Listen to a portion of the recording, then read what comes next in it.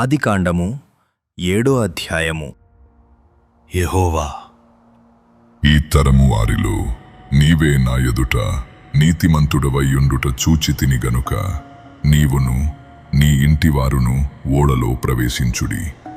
పవిత్ర జంతువులలో ప్రతి జాతి పోతులు 7 పెంటులు 7, పవిత్రములు కాని జంతువులలో ప్రతి జాతి పోతును పెంటియు 2, ఆకాశ పక్షులలో ప్రతి జాతి మగవి 7, ఆడువి 7.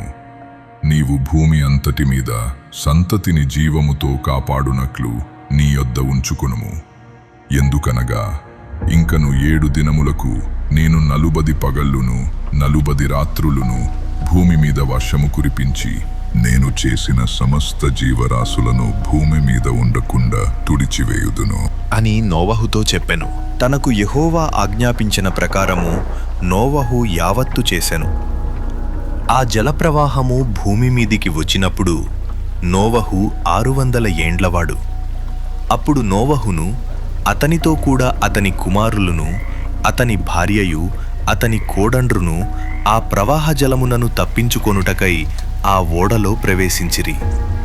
దేవుడు నోవహునకు ఆజ్ఞాపించిన ప్రకారము పవిత్ర జంతువులలోనూ అపవిత్ర జంతువులలోనూ పక్షులలోనూ నేలను ప్రాకువాటన్నిటిలోనూ మగది ఆడుది జతజతలుగా ఓడలోనున్న నోవహు నొద్దకు చేరెను.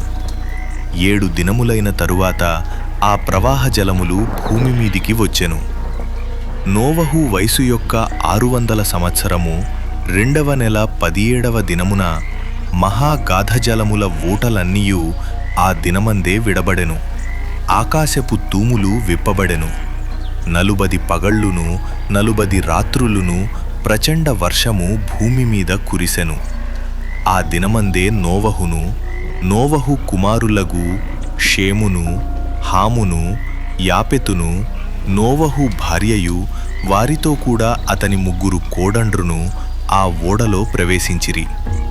వీరే కాదు, ఆయా జాతుల ప్రకారము ప్రతి మృగమును, ఆయా జాతుల ప్రకారము ప్రతి పశువును, ఆయా జాతుల ప్రకారము నేల మీద ప్రాకు ప్రతి పురుగును, ఆయా జాతుల ప్రకారము ప్రతి పక్షియు, నానా విధములైన రెక్కలు గల ప్రతి పిట్టయు ప్రవేశించెను. జీవాత్మగల సమస్త శరీరులలో 2 ఓడలోనున్న నోవహు నొద్ద ప్రవేశించెను. ప్రవేశించినవన్నీయు దేవుడు అతని కాజ్ఞాపించిన ప్రకారము సమస్త శరీరులలో మగదియు ఆడుదియు ప్రవేశించెను. అప్పుడు యెహోవా ఓడలో అతని మూసివేశెను.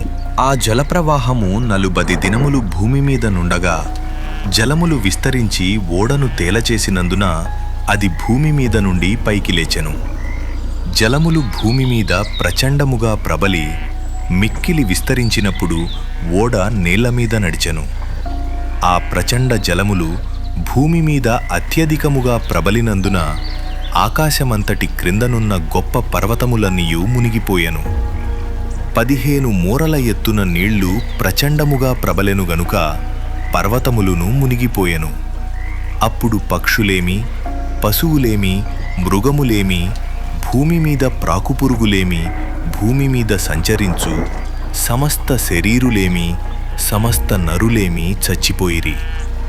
పొడి నేల మీదనున్న వాటన్నిటిలోనూ నాసికారంధ్రములలో జీవాత్మ సంబంధమైన ఊపిరిగలవన్నీయు చనిపోయెను.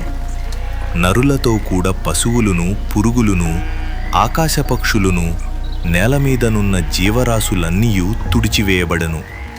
అవి భూమి మీద నుండకుండా తుడిచివేయబడను. నోవహును అతనితో కూడా ఆ ఓడలోనున్నవియు మాత్రము మిగిలియుండెను. 180 దినముల వరకు నీళ్లు భూమి మీద ప్రచండముగా ప్రబలెను.